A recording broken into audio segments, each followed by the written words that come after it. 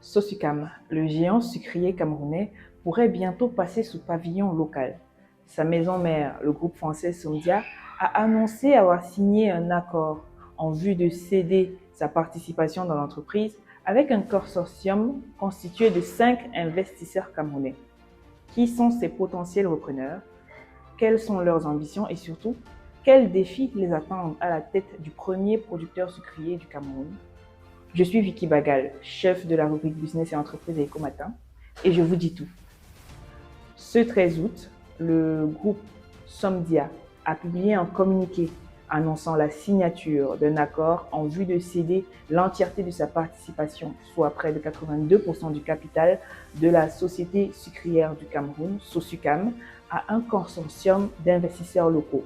Le document révèle que les potentiels repreneurs se sont constitués en un consortium d'industriels et d'investisseurs camerounais. Derrière ce projet de reprise, on retrouve 5 acteurs camerounais au profil non négligeable. Premièrement, Joseph Pagob Noukwe, avocat d'affaires, entrepreneur et investisseur. Il est actuellement président du conseil d'administration de l'entreprise pétrolière Savannah Energy. À ses côtés, Henriette Nouchongwen, figure majeure de l'agro-industrie camerounaise.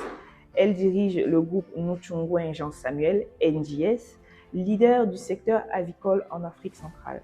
Le consortium compte également William Conchou, banquier et financier, cofondateur de la plateforme d'investissement pour les institutions financières en Afrique AFIIP, et Igor Djoukoué, ingénieur spécialiste des systèmes de production sucriers, qui est doté d'une solide expérience acquise au sein de la compagnie sucrière sénégalaise.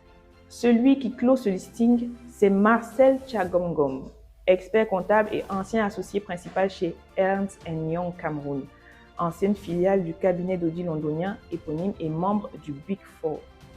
Bien que l'opération ne soit pas encore finalisée et reste soumise à certaines conditions suspensives, les intéressés ont présenté au groupe français un programme d'investissement de 210 millions d'euros, soit environ 138 milliards de francs CFA. Ces fonds doivent principalement servir à moderniser l'outil agricole et industriel, développer l'appareil de production et étendre l'irrigation du domaine agricole.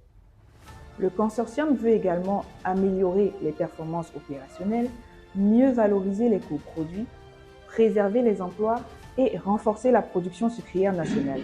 Il tient de rappeler que si la transaction est validée, les repreneurs vont hériter d'une Sosucam qui fait face à plusieurs défis structurels.